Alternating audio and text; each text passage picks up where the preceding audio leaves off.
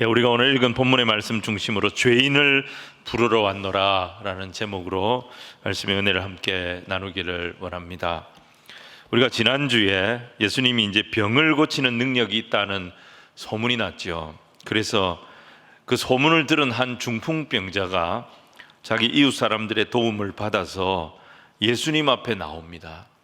그리고 예수님께서 이 사람의 병을 고쳐주시는 그 내용을 우리가 함께 살폈습니다. 근데 예수님은 이 중풍병자의 일생의 소원이라고 할 수 있는 이 중풍병을 고쳐주시는 것부터 하신 것이 아니고, 원하지도 않았고 바라지도 않았고 요구한 적도 없는데 느닷없이 무슨 말씀하셨습니까? 네 죄사함을 받았느니라. 이 사람의 모든 죄를 용서해 주시는 사죄의 선언을 먼저 하셨던 겁니다. 이것 때문에 사실 또 한바탕 소동이 일어났지 않습니까? 현장에 있던 유대의 서기관들이 다 분노하기 시작했습니다. 죄를 사하는 권세는 하나님의 고유 권한이에요. 근데 하나님의 권세인데 어떻게 사람이 자기 마음대로 다른 사람의 죄를 용서한다, 이런 말을 할 수 있느냐? 저 사람이 지금 신성모독, 하나님을 모독하고 있다. 이들은 예수님을 향해 분노를 터뜨리기 시작했던 것입니다. 아니, 예수님도 그렇죠. 사람들이 원한 것도 아니고 요구한 것도 아닌데 왜 괜히 이런 말씀을 해가지고 논쟁을 일으키고 사람들하고 갈등을 유발하고 그렇게 하실까? 죄사함의 권세를 굳이 그 자리에서 많은 사람들, 그것도 예민한 서기관들, 바리새인들이 보고 있는 가운데 꼭 하실 필요가 있었을까? 근데 그렇지가 않습니다.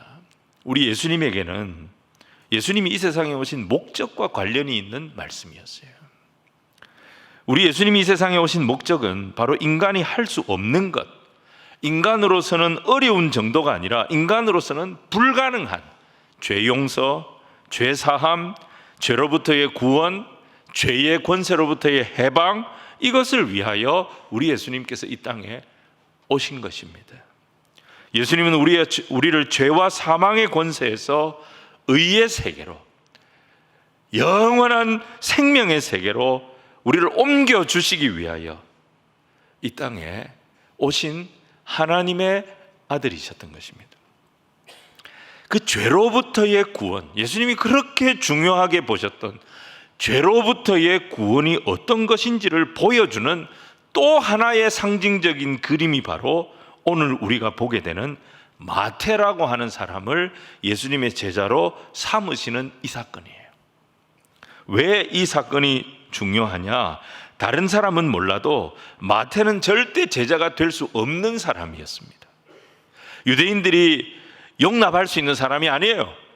유대인들이 받아들일 수 있는 그런 사람이 아니었다, 이 말이에요. 이런 사람이 어떻게 제자가 될 수 있고, 아니 이런 사람을 어떻게 자기 제자로 부를 수가 있는가? 모든 사람들이 예수님에 대해서 다시 한번 실망할 수 있는 그런 일을 예수님이 또 벌인 겁니다. 그런 마태, 그 마태가 어떻게 예수님이 되었는지, 이 성경이 마태복음이잖아요. 마태가 자기가 어떻게 제자가 되어졌고, 자기가 제자가 될 때 무슨 일이 있었고, 예수님께서 어떻게 말씀하셨는가, 그걸 기록한 성경이 오늘 말씀인 거예요. 자, 오늘 첫 번째로 우리가 보기를 원하는 것은 세리 마태를 예수님이 제자로 부르십니다. 9절 말씀을 우리 같이 한번 한 목소리로 읽어보겠습니다. 시작. 예수께서 그곳을 떠나 지나가시다가 마태라 하는 사람이 세관에 앉아 있는 것을 보시고 이르시되 나를 따르라 하시니 일어나 따르니라. 여러분, 마태가 세관에 앉아 있었다는 것은 그의 직업이 세리였다는 말입니다. 당시 로마의 이 조세 제도를 조금 설명을 드리면, 로마는 많은 땅들을 정복을 했습니다. 로마가 정복한 땅에 로마는 세금을 걷기 위해서 사람을 선발을 했습니다. 세금을 잘 걷어낼 수 있는 사람을 직접 선발을 했습니다. 어떤 식으로 선발을 했냐면, 오늘날로 말하면 공개 모집을 한 거예요. 조건이 뭐냐? 가장 많은 세금을 걷어내겠다고 약속하는 사람을 세금 징집관으로 선발한다, 이거였습니다. 그러니까 이 사람은 어떤 사람이든지 가장 많은 세금, 이 세금을 내가 한번 걷어보겠습니다. 예를 들어서 저를 만약에 징집관으로 뽑아주시면 제가 복산동 지역 주민들 다 만나가지고 1억을 세금으로 걷어보겠습니다. 제가 그렇게 하겠다는 게 아니라 예를 들어서 이제 그렇게 이제 말을 한다는 거죠. 근데 이 사람이 제일 많이 써냈어요. 그러면 이 사람이 징집관으로 선발이 되는 거예요. 그리고 자기가 걷어내겠다고 했던 그 세금 액수만큼을 먼저 로마 정부에 내는 거예요. 그러면 로마 정부는 이 사람에게 권한을 주는 거예요. 복산동 지역에서 네 마음껏 세금을 걷어라, 그 권한을 주는 겁니다. 그리고 이 사람이 그 이후로 세금을 얼마를 걷든지, 1억을 걷겠다고 했는데 이 사람이 2억을 걷든지 3억을 걷든지 그것은 간섭하지 않았던 거죠. 그러니까 악한 사람이 세리가 되면 자기 마음대로 세금을 올려버리는 거예요. 또 자기 혼자 세금을 걷는 게 힘드니까 징세를 도와줄 인원들을 추가로 모집을 해서 이 사람들을 동원을 해가지고 할당을 해서 세금을 걷었기 때문에 이 사람들은 또 이 사람들대로 자기 마음대로 세금을 또 올린 거예요. 이런 식으로 세금이 계속 늘어나니까 당시 로마 정부가 정한 세금, 그 기준보다 천차만별인 거죠. 어떤 지역은 3.5배, 어떤 지역은 15배까지 세금을 뜯어간 거예요. 여기다가 로마는 어떻게 했냐면 조세 저항이 일어날 경우에, 세금을 걷는데 반발을 할 경우에는 이 죄는 반역죄로 다스렸어요. 아무도 꼼짝을 못하고 달라는 대로 줘야 되는 거예요. 그러니까 이 로마의 무력을 등에 업고 동족들에게 악행을 저지르는 이 세리들을 당시 유대인들이 좋아할 리가 없었던 거죠. 어느 정도로 생각했냐면 가장 더러운 죄인이다. 유대인들이 생각할 때 더러운 죄인은 창녀였습니다. 그 창기들보다 더 더러운 죄인이 세리들이다, 이렇게 보았던 거죠. 세리는 법정에서도 세리가 하는 증언은 인정을 안 해줬습니다. 세리가 아무리 맞는 말을 해도 이 사람의 말을 진실로 받아주지를 않았던 거죠. 그러니까 사람 취급을 못 받았습니다. 그리고 당시 이제 로마에 저항하는 이 세력들이 있었습니다. 그 중에 이제 시카리파라는 아주 민족주의 정치 집단이 있었어요. 이 사람들은 어떤 내부적인 규율이 있었냐면 세리는 마음대로 죽여도 살인에 해당하지 않는다.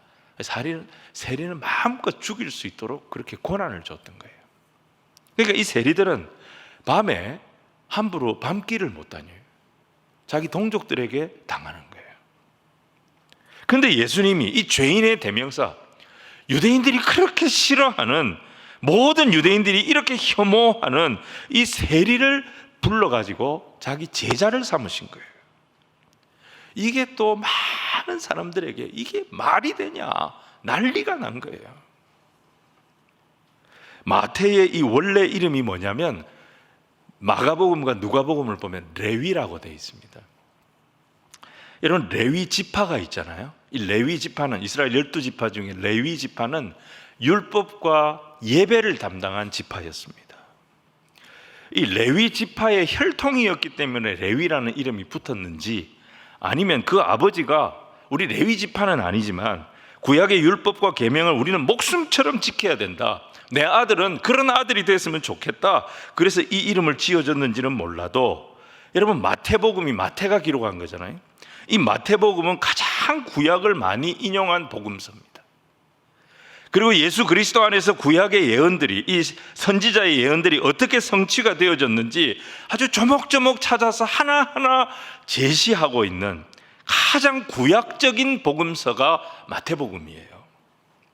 그래서 구약과 신약을 연결하는 이 마태복음이 신약 성경 중에서도 가장 구약 가까이, 신약의 제일 첫 번째 책으로 위치를 차지하게 된 것입니다. 그런데 그 마태복음이, 복음서의 첫 성경이, 신약 성경의 첫 번째 성경, 이 성경을 기록한 예수님의 제자가 누구냐? 세리 출신이다. 여러분, 이건 당시로서는 상상할 수 없는 일이었습니다. 오히려 성경의 권위를 완전히 떨어뜨릴 수 있는 그런 선택이었습니다. 세리로 살면서 마태는 마태 나름대로 고민이 많았던 것 같아요. 내가 돈은 많이 벌고 세상 사람들보다 권세는 누리고 살지만 과연 이렇게 사는 것이 인간으로서 잘 사는 것인가? 내가 이렇게 사는 것도 정말 제대로 사는 거라고 말할 수 있을까? 자기 인생에 대해서 깊은 고민이 있었어요. 그러니까 세관에 앉아 있을 때 예수님이 오셔서 너는 나를 따르라, 예수님이 부르시니까 이 사람이 바로 따라왔던 것입니다. 자기로서는 있을 수 없는 일이 벌어진 거죠. 아니, 내가 어떻게 예수님의 제자가 된단 말이에요? 예수님이 어떻게 나 같은 자를 제자로 부르신다는 말인가? 이게 과연 꿈인가 생신가? 그는 너무 기쁜 마음으로 예수님을 쫓아 나온 거예요. 그래서 그가 어떻게 합니까? 그날 자기 집에서 잔치를 했습니다. 너무 기분이 좋아서 친구들을 불러가지고 잔치를 합니다. 근데 마태 친구들은 다 마태하고 같은 일을 하는 세리들이었던 것 같습니다. 유유상종이죠. 그의 친구들이라는 사람들이 다 세리들이었고 세리와 관련되어져 있는 죄인들이었습니다.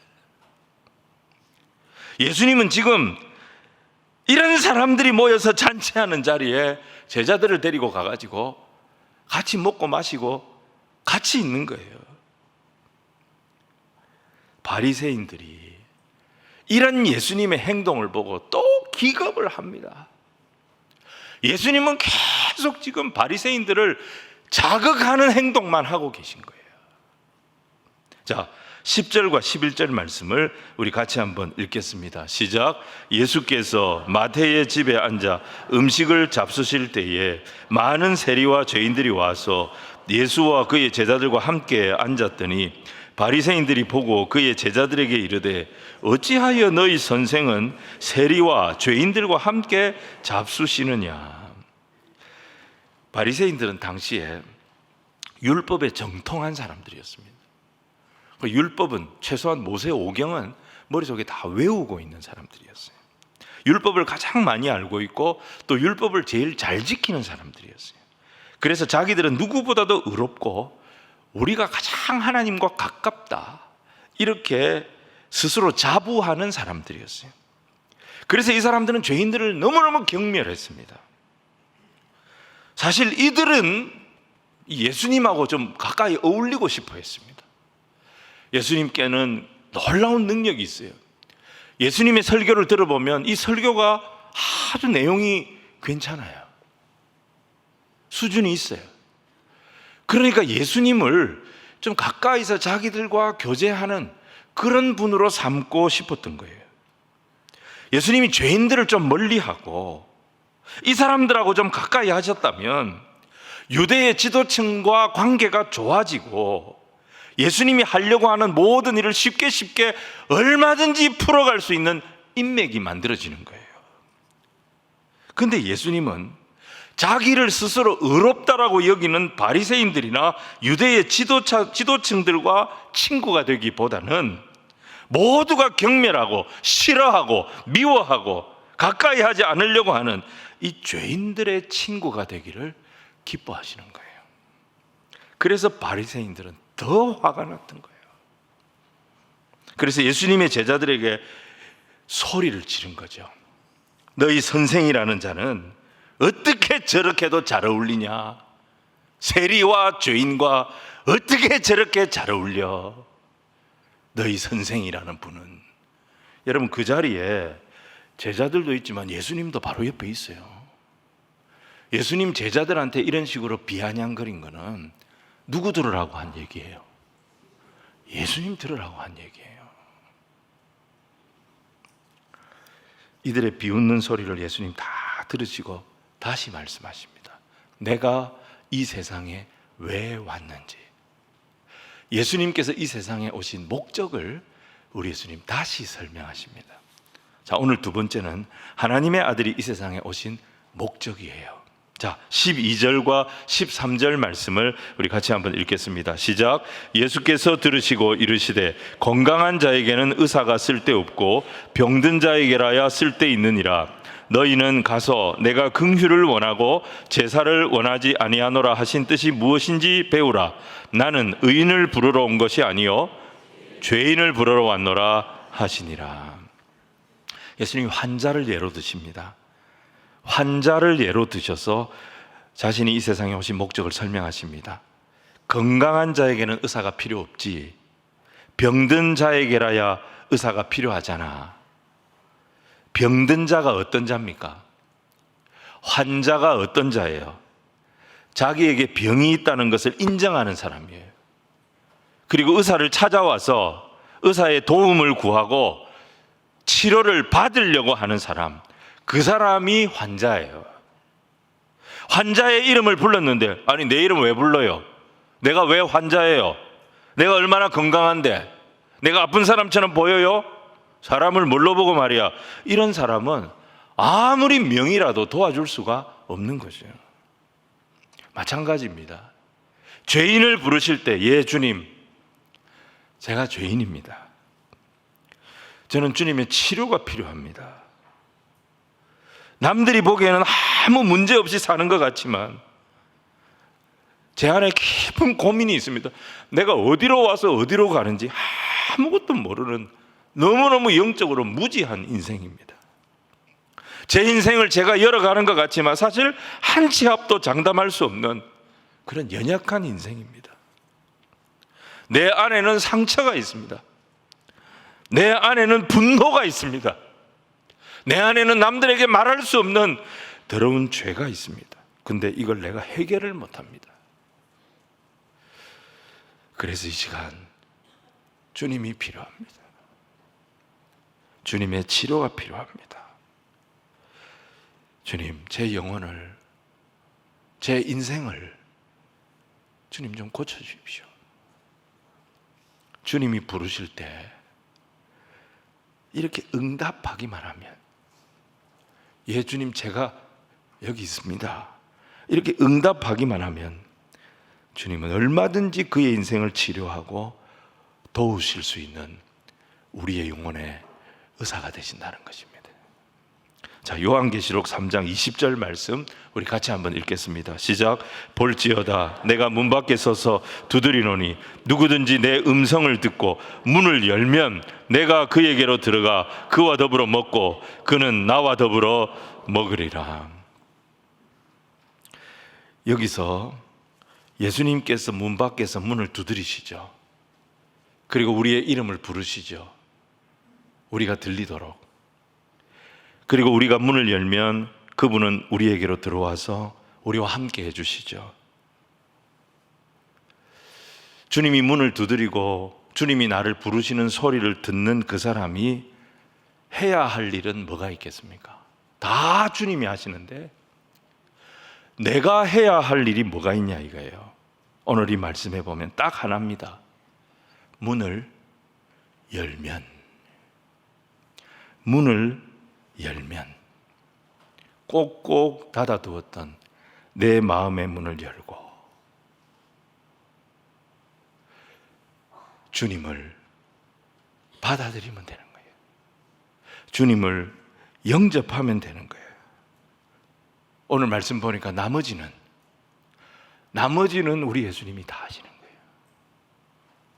우리가 아무리 죄와 사망의 권세 아래 있다 할지라도, 내 인생이 아무리 망가진 인생이라 할지라도, 내 영혼의 상처가 아무리 깊은 상처라 할지라도 내 인생을 치료받고 하나님의 집에 초대가 되어져서 하나님 자녀가 되고 하나님 나라의 영원한 축복을 상속받는 비결은 다른 거 아무것도 없습니다.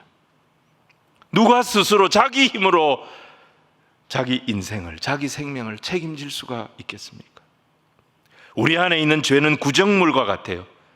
그냥 가라앉아 있으니까 안 보일 뿐이에요. 근데 누가 와서 건드리기만 하면, 내 속에 격동이 일어나기만 하면, 이 구정물들이 올라오기 시작하는데 계속 올라오는데 이걸 해결할 능력이 우리에게 없는 거예요. 예수님이 나를 부르실 때 예수님 앞에 솔직하게 인정만 하면 되는 거예요. 주님, 제가 환자입니다. 주님, 제가 죄인입니다.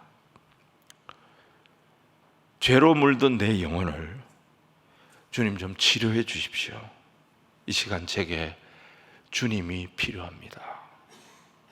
이거 인정하기만 하면, 예수님이 왜 이 세상에 오셨다고요? 죄인을 찾으러 오신 거예요. 죄인을 찾으러 오신 하나님의 아들이 내 친구가 되어주시겠다는 겁니다. 하나님의 아들은 우리를 죄의 구렁텅이에서 건져 주실 뿐 아니라 하나님의 집에 데리고 가서 모든 좋은 것들을 우리와 같이 공유하시는 거예요. 주님 부르실 때 마태는 어떤 사람이었어요? 자타가 공인하는 죄인이었습니다. 자타가 공인하는 죄인이었던 세리 마태, 지금까지 어떻게 살아왔습니까? 내 인생을 향한 세상의 모든 더러운 손가락질, 내가 악착같이 돈을 모아서 이 돈 하나로 빼앗긴 내 인생, 상처받은 내 인생, 망가진 내 인생, 이 돈 하나로 내가 다 보상받겠다, 그 생각 하나 가지고 악착같이 살아온 사람이 마태였어요. 근데 그 마태가 예수님 부르실 때 자기 앞에 있던 돈가방 제쳐놓고 일어나서 자기를 부르시는 예수님을 따라갔습니다. 주님은 이런 사람을 훨씬 복된 사람, 어떤 사람보다, 자기가 죄 없다라고 생각하는 사람보다, 내가 죄인입니다, 내 인생에 주님이 필요합니다, 주님 내 인생을 고쳐주시고 치료하여 주십시오, 이 사람이 복되다 말씀하시는 겁니다. 예수님은 유대 사회에서 성공을 하시려면 누구하고 손잡는 게 유리하냐면 바리새인들이나 서기관들이나 유대의 지도층들과 손을 잡는 게 훨씬 유리합니다. 이 사람들하고 친하게 지내야 오래오래 예수님이 하고 싶은 일들을 마음껏 하실 수가 있는 거잖아요. 근데 예수님은 처음부터 끝까지 나는 죄인들을 부르러 왔다, 죄인들을 위한 말씀 사역을 고집하셨습니다. 그래서 예수님이 당한 대우가 어떤 대우예요? 결국 예수님은 유대 지도자들로부터 회당 설교를 금지당하셨습니다. 이단 취급을 받으셨습니다. 나중에 십자가에 달리셔서 온갖 조롱다당하시고 죽임까지 당하셨습니다. 정치인이나 목회자나 너무 이상적으로 살면 부러지게 돼 있습니다. 어느 정도 현실을 알아야 되고 사람의 마음을 헤아릴 줄 알아야 합니다. 사람들은 바른 사람, 정직한 사람 좋아하는 것처럼 보여도 자기가 원하는 거 해주는 사람을 좋아합니다. 자기 편들어주는 사람을 좋아하는 거예요. 이걸 이해를 해야 돼요. 이걸 받아들여야 돼요. 그래야지 그 사람 의견 하나 들어주고 나도 뭐예요? 내가 하고 싶은 정치, 내가 하고 싶은 목회, 이걸 계속 할 수가 있는 겁니다. 근데 예수님은 그런 타협을 안 하신 거예요. 예수님 보실 때 다 죄인들입니다. 자기는 죄인이 아니라고, 저 사람이 죄인이라고, 내가 어떻게 죄인이냐고 그렇게 말하는 사람 있었지만 예수님 보실 때는 다 죄인이에요. 심한 죄인이 있고 좀 약한 죄인이 있을 뿐이지요. 하나님 앞에서는 우리 인간이 다 죄인인 것입니다. 근데 어떤 사람은 자기가 죄인이라는 것을 인정을 하고 예수님을 향해 자기 손을 내미는 사람이 있는가 하면, 어떤 사람은 자기는 죄가 없다고 하면서 예수님 보고 뭘 요구하는 거예요? 그냥 나하고 시간을 나하고 좀 놀아달라는 거예요. 예수님은 이런 사람들하고 놀기 위해서 세상에 오신 것이 아니라 아픈 사람들, 망한 사람들, 그 영혼이 무너진 사람들, 병든 사람들, 이 사람들을 고쳐주시기 위해서 오신 것입니다. 예수님을 향해서 바리새인들이 욕했던 게 뭡니까? 아니, 그런 사람들하고, 아무 유익도 없는 그런 죄인들하고 어울려 다니면서 같이 먹고 같이 마시고 그런 죄인들을 제자로 삼고, 그래가지고 당신이 뭘 하려고 하는 거예요? 이렇게 공격하는 바리새인들에게 예수님이 하셨던 말씀이 뭐예요? 너희는 가서 내가 긍휼을 원하고 제사를 원하지 않는다는 그 말의 뜻이 뭔지 다시 공부해라, 그렇게 말씀하셨어요. 여러분, 이 말씀이 어디에 있는 말씀이냐면 구약 호세아 6장 6절 말씀이에요. 이 6장 6절 말씀 한 번 더 읽어봐라. 그리고 이 뜻이 무엇인지 똑바로 공부해라. 숙제다, 이렇게 말씀하신 거예요. 자, 호세아 6장 6절 우리도 한번 보겠습니다. 같이 읽읍시다. 시작. 나는 인애를 원하고 번제보다도 하나님을 아는 것을 원하노라. 하나님께서 진정으로 원하는 게 뭐냐? 자기가 죄인임을 인정하는 이들을 만나시는 거예요. 자기가 죄인임을 인정하는 사람들 만나서 그 사람들에게 뭘 주시는 거예요? 십자가의 복음. 아무것도 한 것이 없는 죄인을 용납하시고 그를 위하여 자기 피를 흘려 우리의 죄를 대속하시고 하나님의 자녀로 받아주시는 이 십자가의 사랑, 이거 주시는 것이 하나님의 최고의 기쁨이라는 거예요. 죄 없다고 생각하는 사람들이 아무리 멋들어진 예배, 아무리 기가 막힌 예배, 끝내주는 찬양대, 기가 막힌 환경에서 드리는 그런 형식적인 예배 받는 것보다 나는 죄인들을 만나서 그 사람들한테 긍휼을 베푸는 그게 훨씬 좋다. 여러분, 예배 드리지 말란 얘기가 아닙니다. 오해하지 마시기 바랍니다. 자기 스스로 의롭고 자기는 문제가 없고 자기는 잘났고 문제는 저 사람이 문제고, 그렇게 생각하는 사람들이 아무리 완벽하게 잘 짜여진 그런 예배를 드린다 할지라도 주님 마음은 죄인 한 사람 한 사람이 자기가 문제가 있다는 것을 깨닫고 주님 앞에 나와 회개하고 주님 앞에 돌아오는 그 모습 보시면서 하나님의 긍휼을 그에게 부어주시는 그 아버지의 마음, 이건 너희들이 알아주기를 내가 원한다, 그 말씀하신 거예요. 자, 오늘 세 번째는 우리가 이 말씀을 통해 기억해야 될 또 하나의 핵심, 예수님의 마음인 것입니다.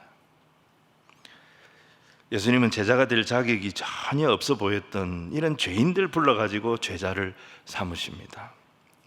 이런 사람들 불러가지고 제자로 삼으셔서 하나님의 나라를 이 땅 위에 세우시겠다는 분이 바로 우리 예수님이에요. 여러분, 괜찮은 사람도 왔었어요. 마태복음 8장 19절에 보면 진짜 괜찮은 사람이 예수님 제자 되겠다고 왔었어요. 누구였죠? 서기관이었어요. 서기관은 서시가 아닙니다. 서기관이 왔었어요. 이 사람이 그랬죠. 나 어때요? 나 어때요? 나는 완벽한 스펙을 갖추었어요. 명문대학 출신이에요. 나 사람들이 꽤 알아주는 지위를 가졌어요. 나 서기관이에요. 정부에서 일해요. 내가 가면 모든 사람들이 한 번 더 쳐다봐요. 나 존경받는 사람이에요. 자, 이런 내가 당신의 제자가 되면 당신 사역에 얼마나 큰 도움이 되겠어요. 근데 이 친구가 끌려온 게 아니라 열정을 갖고 왔어요. 충성하겠다는 거예요. 서기관이 와서 뭐라 그랬어요? 선생님이 어디로 가시든지 나 선생님 따라가겠습니다, 이렇게 말했어요. 예수님 입장에서 얼마나 고마운 사람이에요.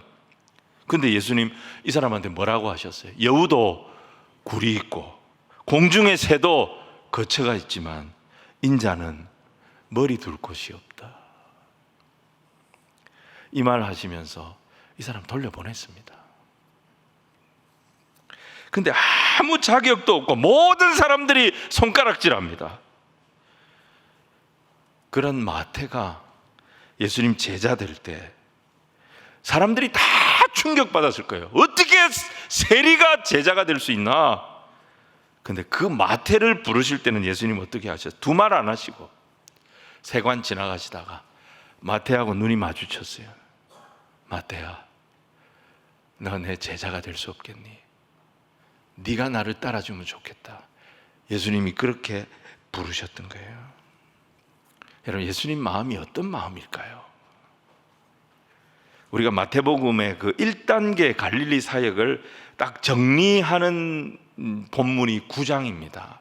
1단계 갈릴리 사역이 9장에서 끝이 납니다. 근데 그 9장 마지막에 보면 예수님이 어떤 마음으로 갈릴리를 섬겼는지 그 예수님의 마음을 확인할 수 있습니다. 마태복음 9장 35절부터 38절까지 좀 길지만 우리 같이 한번 읽겠습니다. 시작. 예수께서 모든 도시와 마을에 두루 다니사 그들의 회당에서 가르치시며 천국 복음을 전파하시며 모든 병과 모든 약한 것을 고치시니라. 무리를 보시고 불쌍히 여기시니 이는 그들이 목자 없는 양과 같이 고생하며 기진함이라. 이에 제자들에게 이르시되 추수할 것은 많되 일꾼이 적으니 그러므로 추수하는 주인에게 청하여 추수할 일꾼들을 보내주소서 하라 하시니라. 예수님 이 세상에 오셔서 제자들을 부르시고 또 제자들을 보내신 이유가 뭐냐? 이제 내가 좀 일을 좀 크게 해야 되겠다. 내 이 사업을 좀 확장을 하자. 좀 인기 있고 영향력 있는 아이템을 좀 개발해 보자. 좀 사람들이 주목할 만한 좀 멋들어지고 대단한 일, 그런 거 좀 기획을 해보자. 그런 말씀 안 하셨어요. 제자들을 부르시고 보내신 이유는 뭐냐? 무리를 보시고 불쌍히 여기시니 이는 그들이 목자 없는 양과 같이 고생하며 기진함이라. 죄악의 권세 아래서 이끌어줄 영혼의 목자가 없어서 방황하고 있는 그들이 고생하는 모습, 그들이 기진해 있는 모습, 그게 너무 불쌍해서 우리 예수님이 이렇게 도울 자가 많고 이렇게 병든 자가 많고 이렇게 상처받은 자들이 많고 이렇게 고생하고 방황하고 기진한 자들이 많은데 일꾼이 없구나, 이들을 도울 자들이 없구나, 일꾼 좀 보내달라고 우리 아버지께 요청해야 되겠다. 이게 누구의 마음이요? 우리 예수님의 마음이었다는 것입니다. 이게 우리 예수님의 마음이시라면 우리가 가져야 할 마음 또한 바로 이 마음이 돼야 될 줄로 믿습니다. 오늘 예수님 바리새인들에게 그렇게 말씀하셨죠. 13절에 너희가 가서 내가 긍휼을 원하고 제사를 원하지 아니하노라 하신 이 뜻이 무엇인지 배우라. 나는 의인을 부르러 온 것이 아니요 죄인을 부르러 왔노라 하시니라. 예수님 제자로 부르심을 받은 사람들 자부심 느낄 만하지 않습니까? 예수님께 선택이 됐잖아요. 예수님께 인정받았잖아요. 하나님의 은혜를 입게 됐잖아요. 내가 그 정도 급이 됐다는 얘기잖아요. 야, 내가 대단한 사람이 됐구나. 그렇게 그들이 자부심을 가질 수 있잖아요. 근데 예수님이 원하셨던 것은, 그들에게 보기를 원하셨던 것은 그런 자부심이 아니었어요. 그들에게 원하셨던 마음은 자신감도 아니었어요. 그들에게 원하셨던 마음이 뭐냐? 내 마음, 그리스도 예수의 마음. 무리를 보시고 목자 없는 양같이 방황하며 기진하는 그들을 바라보고 불쌍히 여기는 마음, 이 마음을 제자들이 가져주기를 원하셨던 것입니다. 제가 이 설교를 일주일 동안 준비하면서 주님, 저도 이 마음을 다시 회복하게 하여 주옵소서. 어느샌가 자꾸 사람을 비교하고 평가하고 판단하고 이런 마음이 앞서지 않도록 주님 마음 긍휼히 여기고 불쌍히 여기는 주님 마음을 저에게도 회복시켜 주옵소서.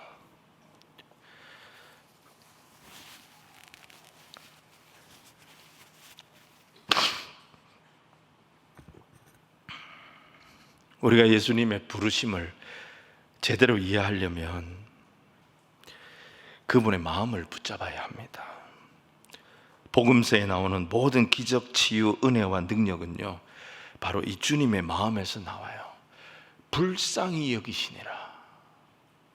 스프랑콘니조마이라고 하는 이 헬라어 단어가 나올 때 복음서에 보면 기적이 일어납니다.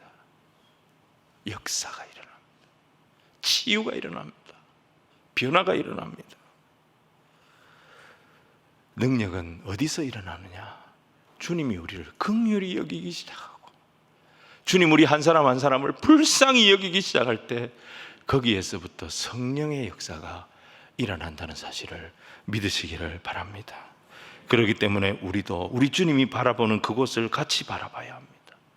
내 눈이 주님의 눈이 되고, 내 귀가 주님의 귀가 되고, 내 손이 주님의 손이 되고, 내 발이 주님의 발이 되어져서 기진한 자들, 고생하는 자들 붙들어주는 저와 여러분, 우리 울산교회가 되기를 주님 이름으로 축원을 드립니다.